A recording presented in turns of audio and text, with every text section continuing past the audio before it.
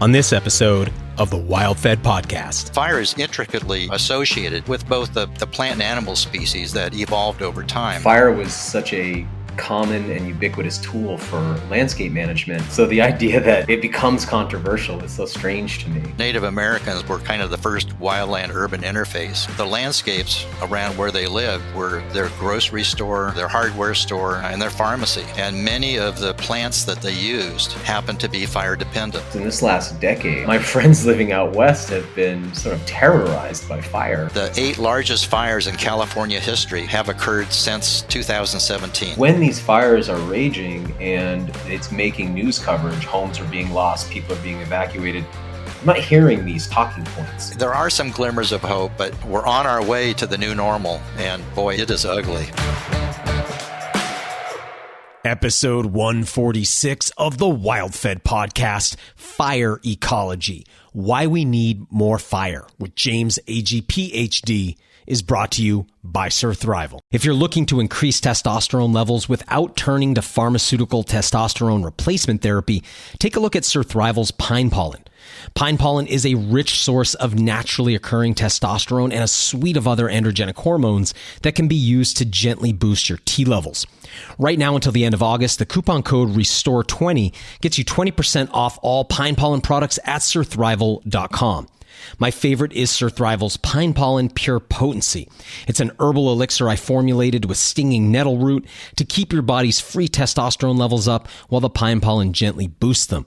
It's got Siberian ginseng for hormone upregulation and maple syrup, vanilla bean, and orange peel to give it an incredible orange creamsicle flavor.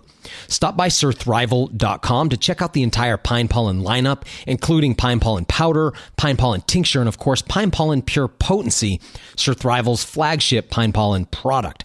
These are formulas I use and stand by, and so do thousands of other men who've used them too. For the rest of August, use the coupon code RESTORE20 for 20% off all pine pollen products at surthrival.com.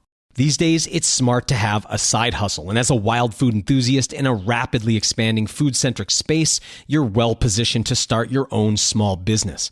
You've been hearing me talk about forage.market for some time now, and for good reason. It's like Etsy for wild and specialty foods. Whether you're buying or selling, foraged.market is the place that foragers like you are linking up with chefs, restaurants, and other foodies who are looking for your raw ingredients or value-added products. Join for free, list your products for free, and be seen by millions of potential customers. Let's face it, getting noticed is hard, but forage.market makes it easy since it's the place your potential buyers are already shopping.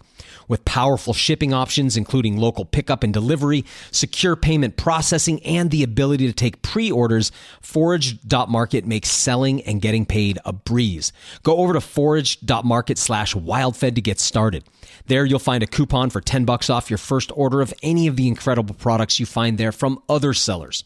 Learn more about their incredible vision and conservation ethic by listening to episode 122 of the WildFed podcast. Foraged.market, the global marketplace for wild and specialty foods. I'm Daniel Vitalis, and you're listening to the WildFed podcast, a show about reconnecting with nature through hunting, fishing, foraging, and food. WildFed. Food is all around you. Dr. James Agee knows fire and is one of the nation's leading minds, voices, and advocates for its ecological use on the landscape. He's an emeritus professor of forest ecology at the College of Forest Resources at the University of Washington, Seattle.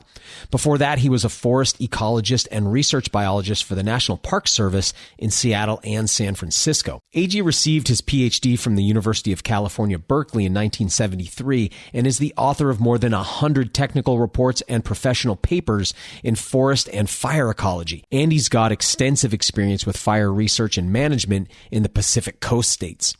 Today, Dr. Agee makes a cogent argument for why, despite the incredible wildfires we've experienced in recent years, we are actually suffering from an under-sufficiency of fire on the North American landscape.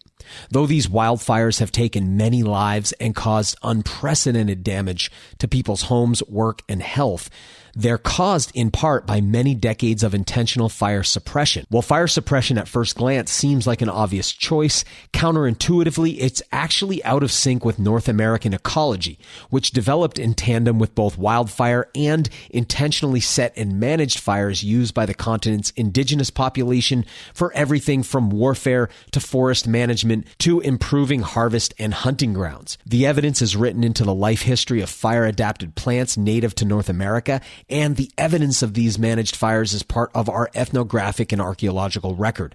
But the Eurocentric mind set loose upon this continent had other designs, and wild or intentionally set fire wasn't part of that. So for decades, fires were suppressed even as fuel, once routinely burned off in large-scale fires or gathered for use in campfires, has been allowed to accumulate. The result has been changes to the landscape that have diminished ecological productivity while at the same time becoming a recipe for disaster-level fires once they exceed our ability to suppress them. Experts like James Agee see fire as integral to a healthy, well-managed landscape, though unfortunately the public, policymakers, and the circumstances created by our modern culture of land ownership and use are slow to accept or allow this time-proven method. When I think about what really makes human beings different from other animals, I inevitably arrive at the domestication of fire. Ironic then that we are destroying our own ecosystems in part by depriving them of it. Yet this is the very situation we find ourselves in, and it's a topic I'd like to continue exploring here on the podcast. And who better to lead us into this conversation than Dr. James Agee, someone who spent their career studying fire ecology. James Agee, welcome to the show. Thank you. Hey, man, I'm really happy to have you on here. The conversation around fire and ecology has come up many times on this show, but I've never really had someone here who could speak to it as completely as I think you can. But I'm wondering if you could start off, tell us a little bit about yourself and particularly your educational background and what you've done for work over the years. I got a bachelor's degree in forest management from the University of California at Berkeley. And there was a professor there named Harold Biswell, and he was very much involved in fire ecology at the time. And at that time, it was very controversial. But what he was saying seemed to make a lot of sense to me. So I went to graduate school and got a master's degree in range management, and then my PhD was in fire ecology.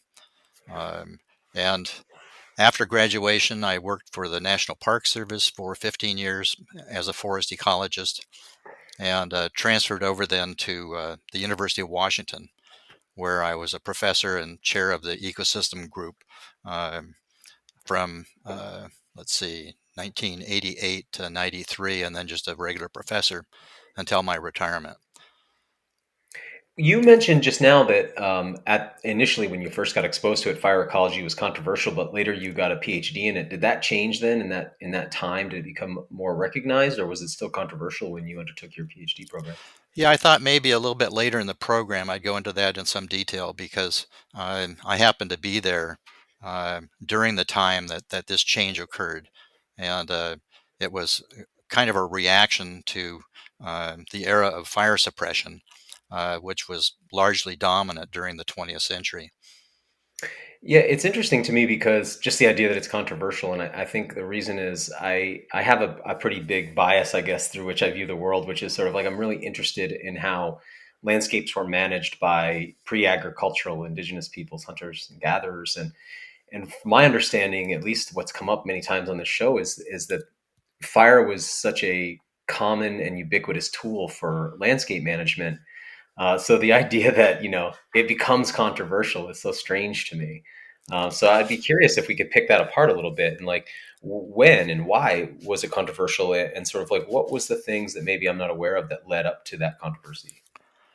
Okay, well, most of the ignitions of what we call this prehistoric fire occurred from both lightning and Native American ignitions. And of course, the Native Americans were kind of the first wildland urban interface in that they lived within these wildlands, and using fire helped to protect their villages. But even more so, um, the landscapes around where they lived were their grocery store, their hardware store, and their pharmacy. And many of the plants that they used um, happened to be fire dependent. So by applying fire, uh, taking care of season and intensity and other aspects like that, they were able to manage fire in a very sustainable way. So when we begin to look at the ecology of fire across all these landscapes, we really have to recognize that it's a science of place.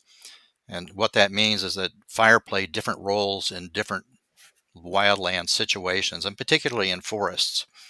So we try to describe that through a concept called the fire regime. And we have three broad categories of fire regimes. We have a low severity fire regime, or a mixed severity fire regime, and a high severity fire regime. And in the low severity fire regimes, fires were very common. We know from fire scars on these trees that fires occurred perhaps every 10 to 15 years, and it acted kind of as the friendly flame.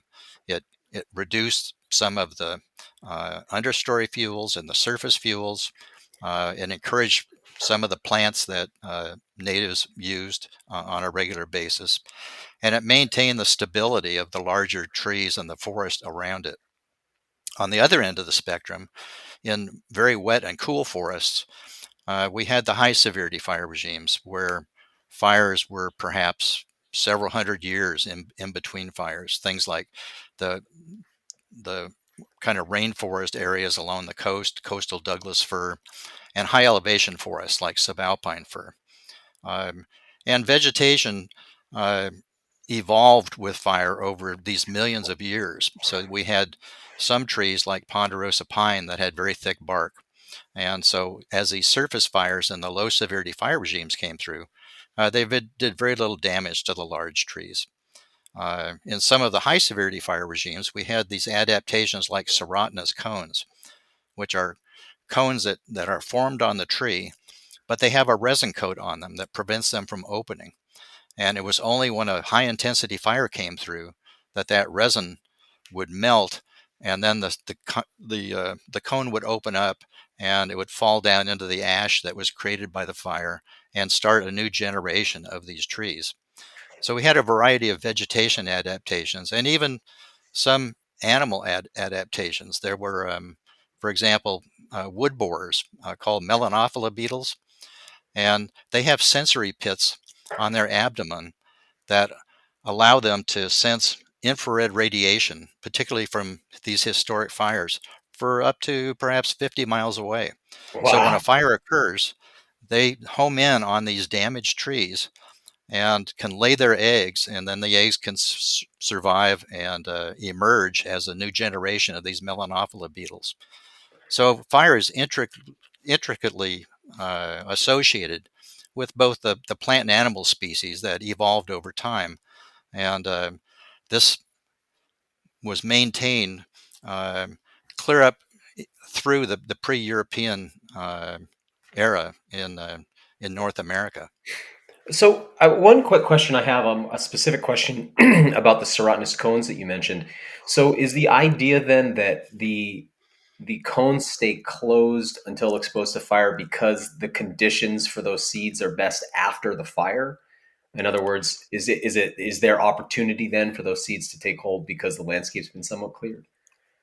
Yes, most of the species that have those serotinous cones, the seedlings of those species require open conditions. Uh-huh. And so Interesting. if they had opened up and fallen down underneath a mature forest, they probably wouldn't have survived. And obviously, given that I guess current anthropology tells us, native peoples were on this continent maybe 15,000 years or something, 20,000 years. So obviously, all of these fire dependent species were fire dependent long before there were human beings here. So these fires were of natural origin, like you said, lightning strikes and things like that, up until human habitation here of the Americas.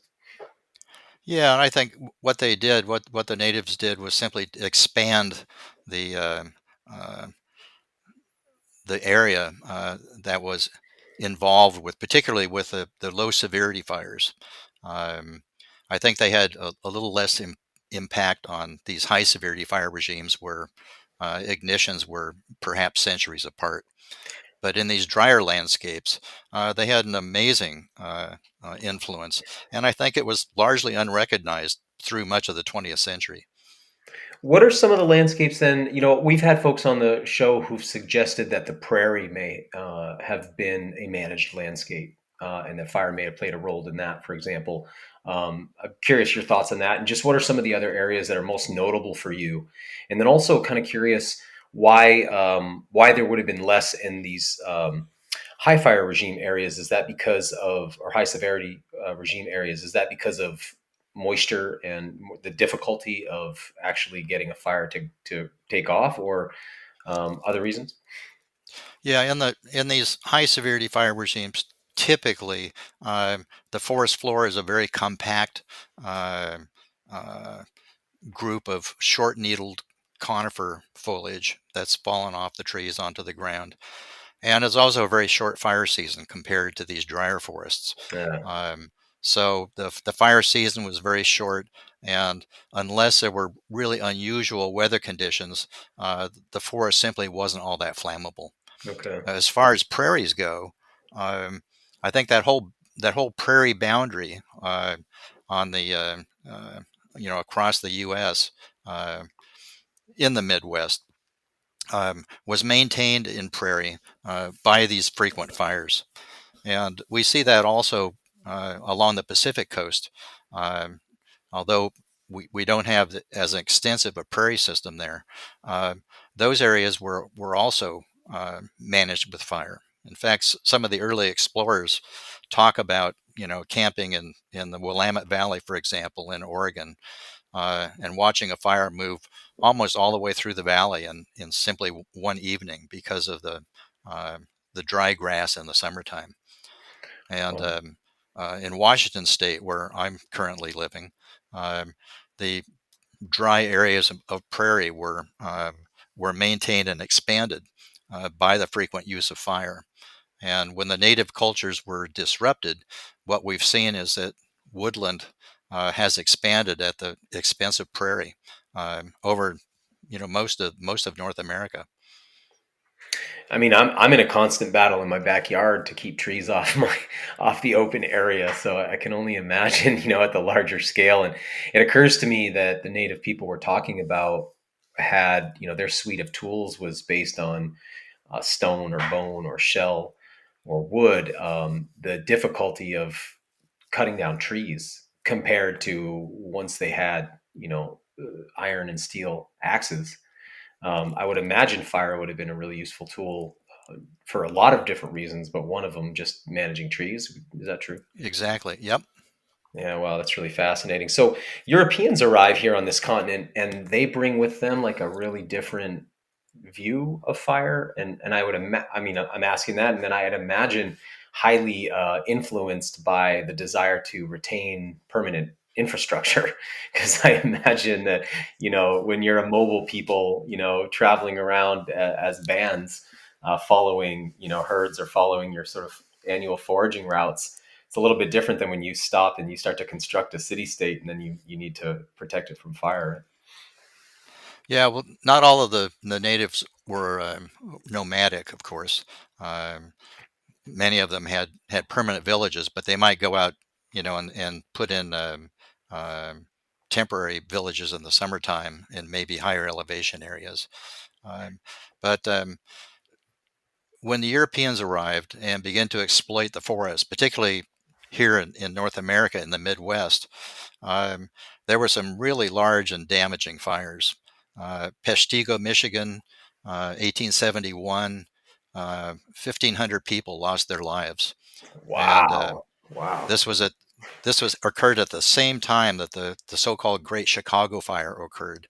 Okay. And what happened was that most of those forests were pretty much mowed down, and what they didn't take for lumber, they just left on the landscape. So they had amazing amounts of slash.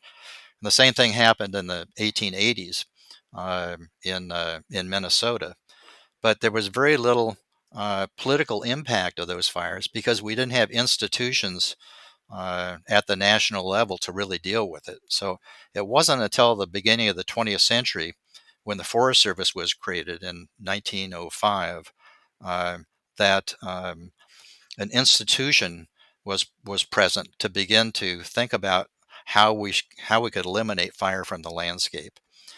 And for the first several years, and of course, the Forest Service was managing these things called forest reserves that had largely been created in the very end of the 19th century, which became national forests in 1907.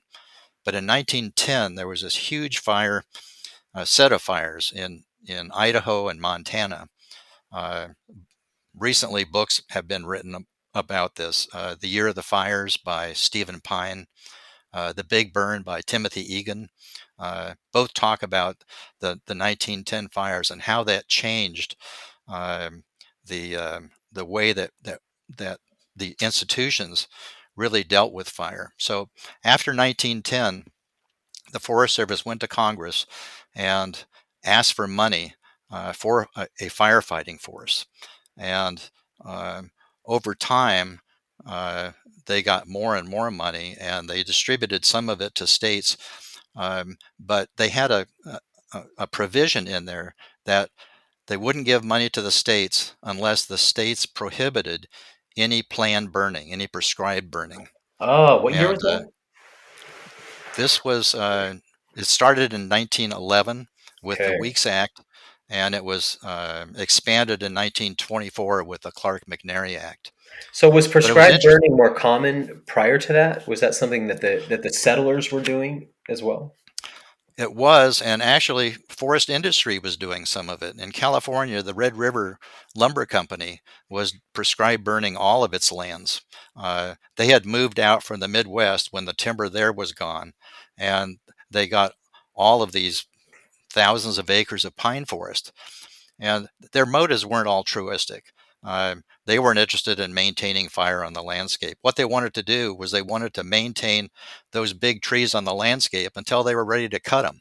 Right. And so they said, if we do this light burning all the time, that's going to maintain them in a stable situation until we're ready to whack them down. They were big Well, enough to be resistant to the fire itself? oh yeah. These were these like ponderosa pine trees that were, Right. historically had burned every 10 to 15 years, either Okay. from lightning or from natives. So the timber companies wanted to maintain that system until they were ready to cut the trees. Okay. So they Well, saw the it like Forest weeding Service their put gardens a together, little bit. pardon? They kind of saw it like weeding their gardens a little bit, Yeah. leaving kind of removing everything, the understory and all that, and just leaving those big trees that they're sort of had in stasis until they were ready to harvest. And then the Forest Service decided that they would put together a committee called the Light Burning Committee. And they gathered data for a couple of years, and they were all foresters, and foresters like trees. So basically, what they said, well, these light fires that they called them light burning, they kill small trees, and if we kill small trees, we won't have big trees. So therefore, we can't have any fire on the landscape. And so this was mm, early 1920s, and about that time, fire pretty much disappeared from the landscape. Um, and then through the 30s, we begin to see some changes on these drier forest landscapes in particular. There was a guy named Harold Weaver, and he was a forester for the Bureau of Indian Affairs. And he published a paper in the Journal of Forestry, which was very controversial. But he said, look, you know, the character of these forests are changing.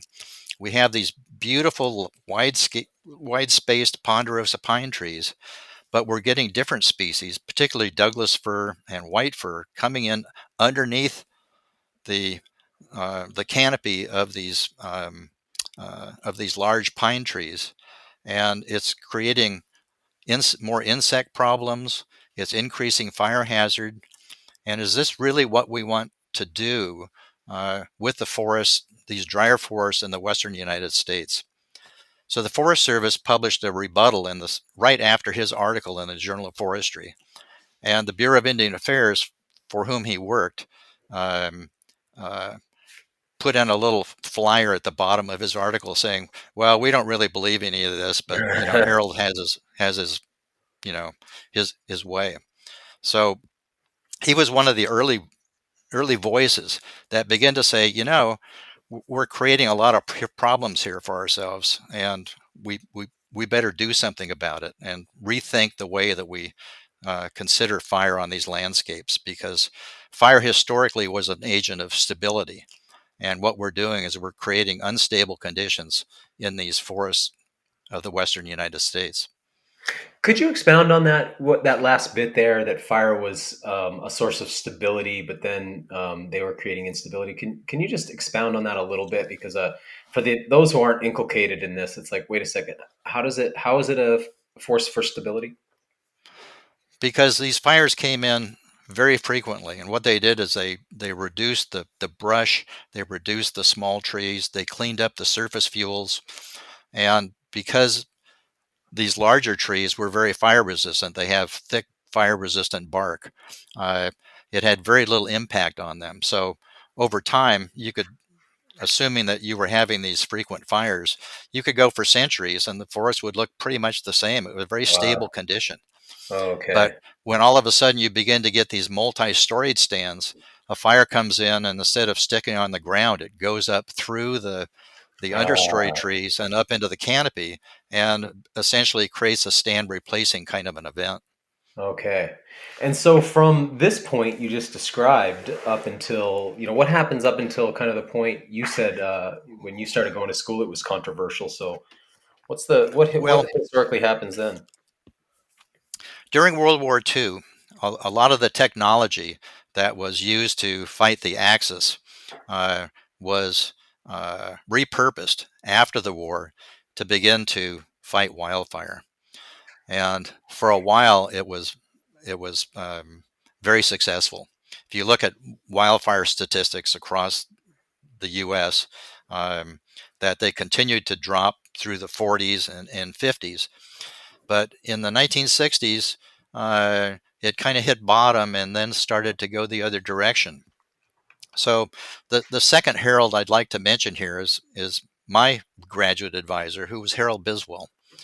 And he came out of a program at the University of Nebraska in range management, that is grassland management. And his first job was in the southeastern U.S., where fire was used on a very regular basis. And he was offered a position at the University of California at Berkeley, and began to do burning in grasslands and shrublands in California. Very non-controversial. But then he began to recognize that his buddy Harold Weaver was really making a lot of sense. So he started to do prescribed burning in dry forests of ponderosa pine. And he worked in this area in Northern California. It was a private resort called Hoburg's. And he would bring people there of various backgrounds and do demonstration burns for them. And when he started working in pines, this really upset the foresters. And being a forester myself, I have to say, I feel a little awkward about that, but it upset the foresters, and so they tried to get him fired from his job. And fortunately, that didn't happen. Like he was just a kook for what he was doing? Was that the idea? He's a quack kind of a thing? Right. And they used to, they would call him names at very openly at professional conferences: Burnham up Biswell, Harry the Torch.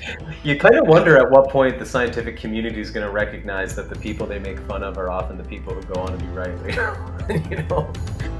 We'll get right back to the show in a moment, but first, one of our favorite episodes of WildFed Season 1 is now free on YouTube, hosted by My Outdoor TV International. The video name is WildFed Free Preview, but you can also see it on our website, wild-fed.com. It's an episode about harvesting wild rice and hunting black bears, and features a meal with Evan Hennessy, one of New Hampshire's most celebrated chefs. If access to cables kept you from seeing the WildFed TV show, this is a great way to get a taste of the series. The rest of Season 1 is available through Outdoor Channel's streaming service, My Outdoor TV, and Season 2 should be hosted there soon too. Currently, we're busy shooting and producing our 3rd season, and I can hardly wait for you to see it. It'll be debuting this winter right around the new year. In the meantime, head over to YouTube or wild-fed.com to see a full 22-minute episode. Now, back to the show. So this brought us into the 3rd era of what I call complex fire management. And maybe the motto for that is, not all trees are good, not all fires are bad. Wow, okay. So in 1962, there were some problems at Yellowstone National Park with elk populations. And I think that the elk were grazing in the park in the summertime, and then they would go out onto private grazing lands outside the park in the wintertime. And so the Secretary of the Interior, who was Stuart Udall at that time in the Kennedy administration, invited Starker Leopold. That name might be familiar. He's the son of Aldo Leopold, the famous conservationist. Yeah, of course. And he was a zoologist at the University of California at Berkeley. He was one of Biswell's colleagues. And so he and 4 other wildlife biologists got together and actually changed the charter of what they had been asked to do pretty significantly. And so they challenged the Department of Interior. And I'm going to paraphrase kind of the bottom line that they had. They said, when the 49ers poured over the Sierra Nevada, almost to a person, they spoke of the wide space columns of mature trees, the beautiful wildflowers on the ground, deer and bear were abundant. And today, much of the west slope is a dog hair thicket of white fir and incense cedar and mature brush. And this is a direct function of overprotection from natural ground fires. Primitive America supported successional communities that were maintained by disturbances, fires and floods and other disturbances. Is it possible, at least on a local scale, to recreate this vignette of primitive America? So this was really radical when they said that. When they submitted their resort, Udall didn't know what to do with it. So he vetted it for almost a year with various conservation organizations, the Wilderness Society, National Parks and Conservation Association. And after a year, he accepted that report. And then in 1967, the National Parks Advisory Committee, which was comprised of prominent conservationists across the U.S., came out to Sequoia and Kings Canyon National Park, and at Whitaker's Forest, which was a UC forest right next to the park. Harold Biswell was there and did a demonstration burn for them, just like he'd been doing for previous years. And I was lucky enough to have been there some 55 years ago. What was the scale of this fire? It was very small. It was just a couple of acres. But it burned slowly around the giant sequoia trees that were out there, and was very impressive to the National Parks Advisory Committee. So in 1968, the Department of Interior changed its fire policy from full suppression to allowing full suppression, but also allowing prescribed fire, and also the use of naturally ignited fires, that is, those from lightning. That started a program at Sequoia and Kings Canyon in 1968, Yosemite in 1970, and many other national parks soon thereafter. So the use of lightning ignitions was first called let burn, but they changed that pretty quickly because they were doing a lot of monitoring on these fires. So they didn't like this idea that it was kind of a no management situation. So they renamed it prescribed natural fire, and it's now known as wildland fire use. And so this report from the Leopold Committee really started a sea change in the way that we deal with fire on the landscape. And even the Forest Service now, within its wilderness areas, does allow some naturally ignited fires to burn, probably about the same proportion relative to their total acreage as the Park Service does. And the other DOI agencies like Fish and Wildlife, Bureau of Land Management, uh, uh, have smaller programs. But everybody now is dealing and looking at fire in a slightly different way. The difficulty is that the fuel treatments that are being done on the landscapes today, particularly prescribed fire, are far below the needed scale. What is a fire? And that's What does that mean? Fuel treatment? like prescribed burning. So sending fire in under prescribed conditions of fuels and weather and topography so that you manage and control the behavior of the fire. So When you say fuels, you're talking about natural fuels, or are you talking about things that are actually brought in? I'm talking about fuels that have built up on the landscape Right. Okay. through the fire exclusion policy. Understood. And there are a variety of ways that you can deal with it. Not only do you have the fuels and weather and topography that control fire behavior, but you can also control the ignition patterns. So there are a variety of different kinds of ignition patterns. One is called backing fire. So, for example, if you were at the top of a slope, you would light the fire at the top of the slope and allow it to slowly back down the slope to the Mm, bottom. okay. There's heading fire, in which case you would start at the bottom and allow the fire to move up the slope. That's more That's rapid, I think. rarely used because you don't have much control over it once the Yeah. fire gets Sure. going. And then you have things like strip head fires, where you start at the top of the slope and then you move down, maybe 30 feet and put another line in and allow it to burn up to the area that's already burned. Go down another 30 feet, light that, and that Hmm. allows um, a lot of control compared to some of the other techniques. Is the main goal when you're doing that, is it to remove the buildup of these fuels on the landscape, or is it seeking other benefits to, I don't know, fire dependent species or alterations of the sort of forest regime and things like that? Or all of the Much of above? it Well, much of it by the agencies is trying to simply reduce fire hazard, um, and there are maybe other side benefits that occur from that, uh, but it's primarily a fuels management situation where they're trying to break up the vast landscape scales of these abnormally high amounts of fuel that have built up over the last century. Something So something that's come up over the years in these conversations, and I want to ask you because it's just something that's been speculated about here on the show. Um, I've talked to folks who believe that of course, since books like 1491 have come out, we get a much better sense now. As people have started to compile all the research, it's like how many people were living in North America before European contact. That this was a very peopled continent, and I've had folks talk about the amount of fuel that would have been used since how many fires would have been in a village or in a camp, so many. So a lot of fuel would have been gathered off the landscape.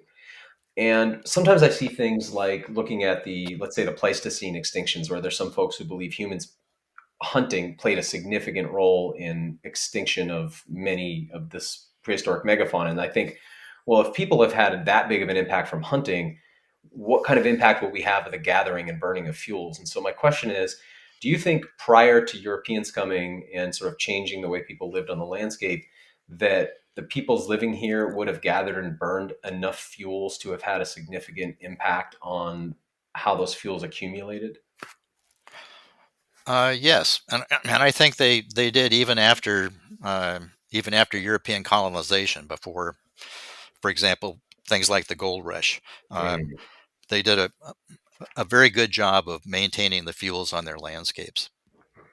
Okay, so then the help me understand what's going on right now, because in this last decade, I mean, I live in the East Coast where we don't really, we're not so impacted. Occasionally we get a little haze in the sky, from the smoke from out west. But my friends living out west have been sort of terrorized by fire for so long now. And I've got a friend in Colorado. It's like I worry about the air she breathes there. You know what I mean? So, what has been going on? It sounds like there's been some change in the thinking, but obviously we've had just outrageous fires burning in the United States. Yeah, if we had started 50 years ago when Harold Weaver and Harold Biswell were first demonstrating the usefulness of managed fire, we probably would have been pretty well off. And I think many of my contemporary fire ecologists really thought that the difficulties that we're seeing right now wouldn't have happened for another 15 to 20 years. And I think now many of them are saying, well, it looks like it's so bad now that we've really lost the war with fire. And I wouldn't have said that 5 years ago. I would have said maybe we're in full retreat because we simply weren't capable of managing these fuels at a landscape level. But it's here now, and some people say, well, this is the new normal. The new normal ain't here yet. We still have a ways to go. If you look at California, the 8 largest fires in California history have occurred since 2017. Wow. Really? Oh my goodness. And some of them have just been horrific. The Carr fire in 2017 burned 1,600 structures, killed 8 people. The Camp Fire in 2018 burned 18,000 structures, killed 85 people, and caused $16 billion in damages. Oh my goodness. And this is simply going to continue. So when you said the new normal isn't here yet, you're saying that we haven't seen the extent of the kind of fire damage that could take place in the coming years? Yeah, we're getting longer fire seasons. We're having continued drought. In California, one of the issues that they have is that the last drought that they had, which lasted about 4 or 5 years, resulted in millions of trees being killed by bark beetles. And so those trees now are beginning to kind of like fall apart, and pieces and tops are landing on the ground. So when fire comes through, it simply adds an additional layer of fuel for them to burn. When I hear things like so because of the build up of fuels, I've been confused when I hear conversations in media about the role climate change is playing. So I'm curious about that too. Like, how much of these fires is driven by bad policy, and how much is driven by climate change? Because I think that a lot of people, it's been like video of these big fires has been used in the discussion for climate change for some time. Particularly, I remember with Australia. And I've always been like, is that actually a climate change thing, or is that just a fuel thing on the landscape? So I'm curious, is this two separate issues, or are these intermixed issues? They're intermixed. Bad policy got us to where we are, and wildfire is cleaning it up, but not in ways that we would like to see. Wow. And talk to me a little bit about what do we do, and what is being done? Folks like you, obviously, who've studied this, like, are you being heard at the policy level, I guess at the congressional level? Like, what's happening right now? Well, the bureaucratic challenges to deal with this problem are just overwhelming. The typical Forest Service project, for example, might be 1,500 acres. But it takes about 3 years of planning to get that implemented on the ground. Oh, wow. Okay. And in order to scale up to hundreds of thousands of acres in that same landscape, it's just, I mean, I just can't imagine that we can adapt to do that. We have problems, constraints like the Endangered Species Act. So if you have an animal like the spotted owl in a forest that's denser than it really should be, um, because of the owl and it likes dense forests, that puts a constraint on the ability to treat an area that has that owl in it. Air quality is a key constraint. Wildfires don't need any air quality permits. But if you put a prescribed fire on the landscape, you have to go through the local air quality committees, and there are significant limits on how much smoke you can put into the air. We also have a fragmented land ownership.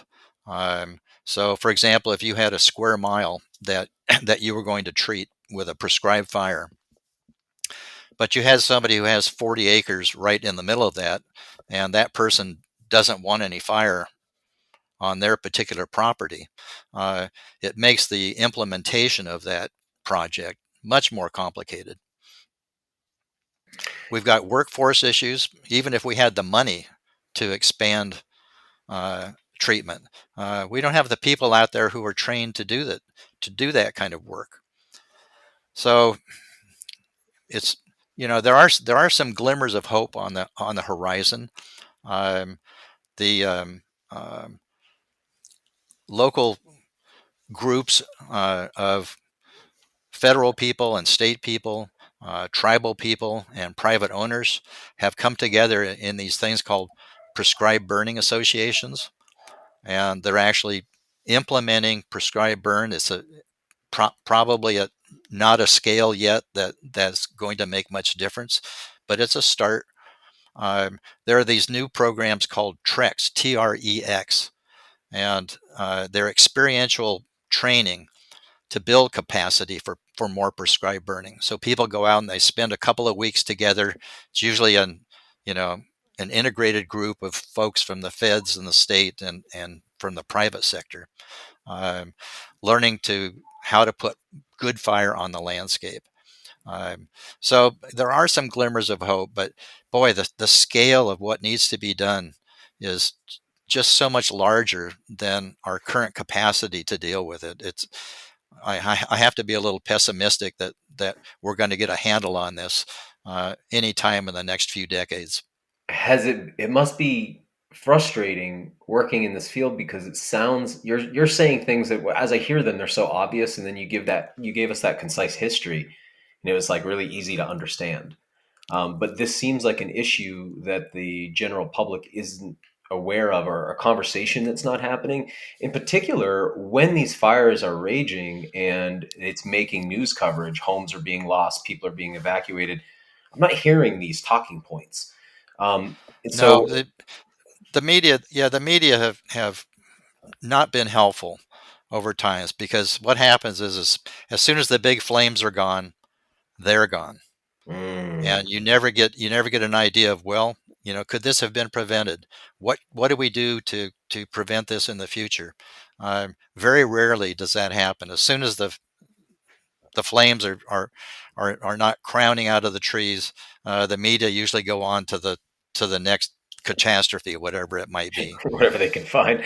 Is there opposition to this, or is it just the scale and scope of it? Like, is this a partisan issue? Are there enemies of progress? Are there, how does this break down? Or is it just simply that it's such a big and large scale kind of dilemma that it's people aren't really willing to take it on? Well, I I think I think people in general, the least the ones I'm familiar with, I don't sense that there's a huge backlash against this. But um, you have institutions um, like the Endangered Species Act, or air quality folks, and they've got their own guidelines. It says, hey, we're interested in one resource out there, and it's an animal, or it's uh, the quality, the amount of particulate in the atmosphere, um, and current regulations and laws direct us to do this certain thing, which ends up constraining any use of prescribed fire. So it's kind of managing at a individual resource level rather than managing at an ecosystem level, where you take the entire ecosystem into play, and you realize that bad changes are occurring right now with the way that wildfire is interacting on these landscapes. And in order to begin to um, uh, resolve or mitigate some of these changes, um, we've got to have more active management on the landscape. Now there are some environmental organizations that are against more active management, but I would say that they're very much in the minority of conservation organizations. In fact, the Nature Conservancy, one of the largest conservation organizations in the U.S., is very proactive in terms of supporting landscape management that is mitigating the potential wildfire uh, activity. And they put a lot of money and person power uh, into moving these landscapes towards more fire resilient conditions.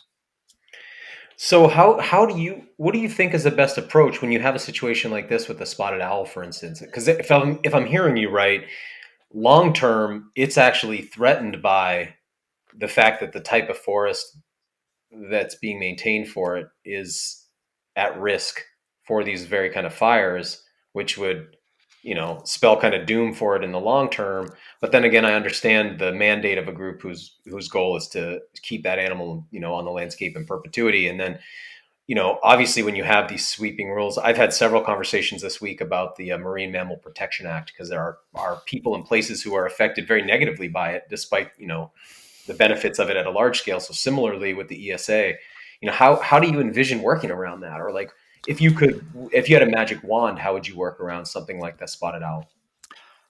Well, it's it's very difficult, almost intractable. Um, No. Back in the 1990s, um, the um, uh, the area encompassed by the spotted owl was addressed by what was called the Northwest Forest Plan. And what was proposed in the Northwest Forest Plan were a series of late successional reserves, areas that would be put aside and would be left pretty much without any active management. And in the more moist forests where the spotted owl resided, um, that was a very reasonable alternative. But in the drier forest types, this was a recipe for disaster, because these are the landscapes that are most um, susceptible to high severity fire. They have uh, long dry seasons. Uh, they typically are areas that get a lot more lightning than the Mm. more moist forests. And uh, I wrote an article back then. It was called "The Fallacy of Passive Management uh, of Late Successional Reserves," because I thought that um, that was it was a bad decision to make, because all was going to happen is we were going to get more stand replacing wildfire, which totally destroyed the habitat for the owl. And stand So I replacing was means that a new forest regime takes over because that fire eliminates one, suite of species and it's replaced by another one. sometimes it's the same species, but the typically what happens after these stand replacing fires is that you get very dense young forests, and they're very much susceptible to burning up entirely in Oh, a wow. short period of time, maybe before they're 40 or 50 years old. Okay. Um, so the planners came to me and said, "Well, what do you think about this?" And I told them what I thought about it, um, and they said, "Well, if this happens, if these big fires happens, where do you think it's going to happen?" And I pointed to a spot on a large scale map, and I said, "Probably right there, because that's the highest lightning density uh, in the entire area of the spotted owl." And the next year, 120,000 acre fire burned, and it was mostly stand replacing. So we had the information, but Yeah. it was not possible to implement it because of the politics of active management. it's got to be hard sitting at home watching these things play out on TV and having been able to predict them. Yeah, and it's kind of, every once in a while I kind of say to myself, well, you've been in this business for 50, 60 years. What good have you done? Yeah. It's, Oh, it's you, pretty unsuccessful. We've been advocating for more active management. And I'll have to say that sometimes the active management that was done was not done properly. So let's say the Forest Service decided to go in and do a logging operation. Well, there are what we call principles of fire safe forests. And it's four simple steps. You got to reduce surface fuels. You got to get rid of the ladder fuels. Those are the smaller trees that pull the fire up into the crowns of the trees. You have to maintain or increase the spacing between the larger trees and keep the larger trees. So if you do all of those things, you end up creating a forest that's very resilient to fire. And sometimes it has been done, and other times uh, I've seen supposed forest restoration projects where they took way too many large trees. They left a lot of little trees, so they've still got the ladder fuels there, and they didn't actively reduce surface fuels by, let's say, a post-logging prescribed fire that would clean up those fuels. Um, so they essentially they left it worse than it yeah. was in the beforehand. So there have been some failures on these landscapes, and I understand that people can be a little suspicious sometimes of active management, but um, really we have to begin to do active management on much larger scales. And is it possible even to do that? I'm not convinced that we can win that war. It's confusing sometimes because there's this, for instance, in the world of like landscape restoration, you often get this idea of a pre-Columbian restoration, like before Europeans got here, let's get it back to that. And so often that's like the sort of benchmark. But then you're like, well, that was an actively managed landscape, though. Yeah, a lot of people here using all kinds of management strategies. And then additionally, it seems like what is there that we don't manage? So why, when it comes to these big open spaces, do we want to just leave them unmanaged? It kind of seems to me that Homo sapiens, almost like the way beavers are, ecological engineers, like we have this ability too. And it seems like, because very often when I visit national forest or wilderness areas, it just seems like a tangle. Like I feel like it needs a little bit more, human loving touch. And is that what you mean by passive? It's just land left to do what it does. Because that seems to me sort of like these landscapes were impacted by people. So it's sort of like you break a leg, you kind of want to set it. You don't want to just leave it broken and be like, let's let nature heal it. Yeah, and in many of these late successional reserves that I was talking about, um, historically they looked a lot like the forest that Starker Leopold described, back in the Leopold report. The idea of these white space columns of mature trees and wildflowers and a very green and uh, grassy understory. Uh, they've changed over time because of passive management to the point where there are these dog hair thickets of Hmm. understory trees. It used to be that these people described being able to gallop horses through these forests, and now Wow. you can't get a horse through them at all. And that's the condition that these late successional reserves were doomed uh, to be saddled with. And when fires come into those, they typically tend to be much more severe than they were historically. And it, if you can't get a horse through it, I imagine it's essentially becomes less hospitable to a lot of the megafauna on the landscape too. Larger animals that would utilize that as well. So you got these conflicting interests, right? Because you want good wildlife populations, strong game populations, but then you can't manage the forest. And additionally, is this like an issue that the average person just with certain issues like, let's say, plastics, even if it has a minimal or even sort of, I don't know, arbitrary kind of impact, I can take something down to recycle it, or I can go pick up plastic on the side of the road, feel like I'm contributing. Is there is due to the fragmentation of the landscape, private versus public, due to the scale of things, is this something the average person just can't really do anything to contribute to? Does it have to happen at this, or is there anything grassroots going on or that can go on? Yeah, I think people have over time have become disassociated from nature, Yeah, and I'd I, agree with I that. I think it's hard for them to understand the dynamic nature of these landscapes and how they've changed over time.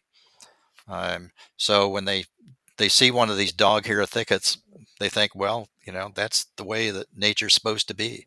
Right. Um, but I think through the kinds of things that Harold Biswell did, demonstrations and things like this, there are opportunities in the national parks, for example. Most of the interpretive sessions that they have in the evenings, uh, once a week or something like that, they talk about the restoration that's been done through these prescribed fires. And in fact, they had a really good demonstration of that this year. There was a fire down at Sequoia and Kings Canyon, excuse me, Yosemite in California, uh, that burned into the Mariposa Grove.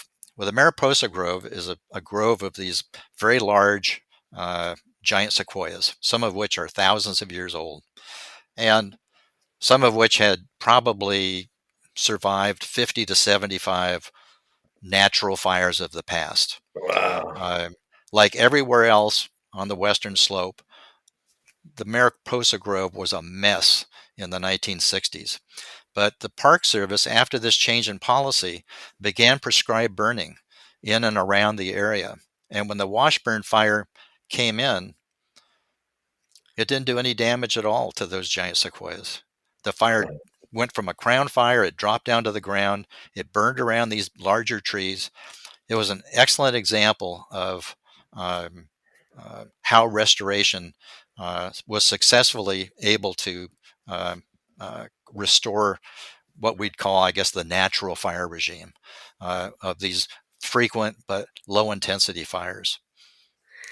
So, like I was asking too, like for somebody who wants to contribute to this cause on some level, is there like anything like it's not like prescribed burning on my 32 acres is going to benefit the larger ecosystem, right? So it's not like if it was about planting trees, for instance, like, well, I'll plant a few in my yard and my neighbor can and my neighbor can, but this is different, right? Because this is like a large scale thing that needs to happen, correct?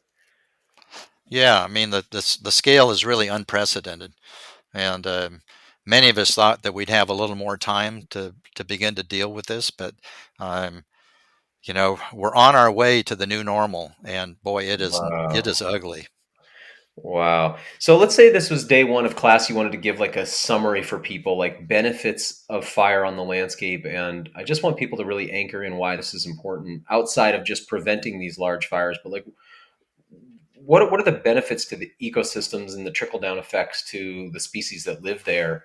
Why is for people who are just, again, just inculcated in this idea that like fire is bad for the land, that you're losing nature from it. Because I think you're right. When you were talking about people being divorced from nature, one of the things I've noticed is that people don't realize that ecosystems change and are more of a verb than a noun. They Mhm. sort of think animals will live forever if they aren't killed somehow. I've noticed that too. Like the idea of compensatory versus additive mortality for species. So we don't realize these things. So if somebody's like, man, fire equals less living things, it's like, how do you reframe that for somebody? Do you have like a bullet list or sort of here's my top 10 things that the fire is beneficial for? Well, it probably varies by place. Yeah. Okay, so you're not going to have the same benefits everywhere. Um, but for example, back in the mid 1970s, when I was working for the Park Service, we instituted a program of prescribed burning down at Pinnacles National Monument, which I think now is Pinnacles National Park. It's mostly a chaparral landscape, kind of in the central coast of California.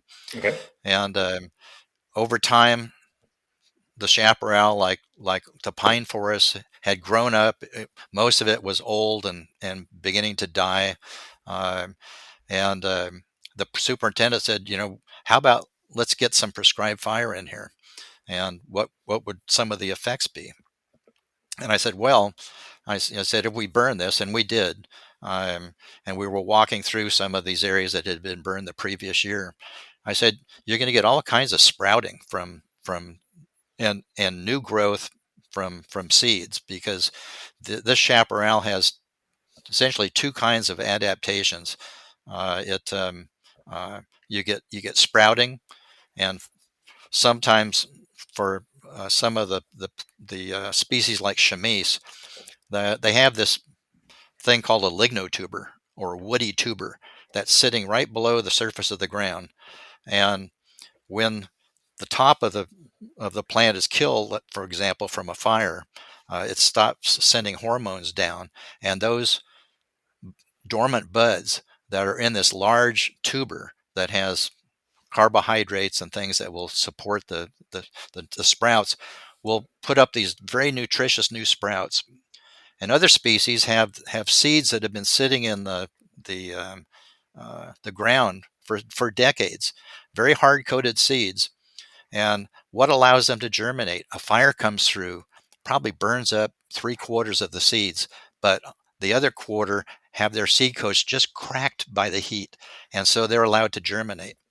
And I said, as people walk through here, they're going to see more wildlife. And we came around the corner, and there was 3 or 4 deer uh, eating the sprouts off Mhm. of that. And in the over mature forest, over mature brush and chaparral, we didn't see any wildlife. Um, so the benefits of fire, typically you're going to get better nutrient cycling. Um, you're going to get a diversity of plant life, particularly herbaceous and wildflowers that you didn't see beforehand. Uh, and in many cases, the visual quality of the landscape is going to improve over time. Wow, it's like it seems to me that we need the will, and then we need that like collective solidarity, and we're probably going to, as you sort of seem to be pointing towards, we're going to need to see some real catastrophe to catalyze that will. But there's, I imagine, somewhere in the future, assuming we don't end up with some kind of a civilization wide reset on things, like we're going to need to address this. So for people listening, what are your sort of parting, what's your parting message? What are more like, what message do you want to infuse into their minds so that as we move forward over the decades, that sort of seed that you put there plant, takes root, and they're better able to contribute to that collective will down the road? Like, what do they need to know now? Well, I think the condition of many of the wildlands that we have today is unsustainable, and I think the recent fires that we've had are a clear indication of that. Um, we need to realize that the restoration of these landscapes to a more sustainable future um, ends up with a lot of benefits, but there are some costs as well that are going to have to be borne. Uh, Not every fire is going to be successful. Um, Once in a while, a prescribed fire is going to escape. Um, People are going to have to put up not only with the bad air quality from wildfires during the summer, the middle of the summer, but they're going to have to put up with prescribed fire smoke in the spring and the fall.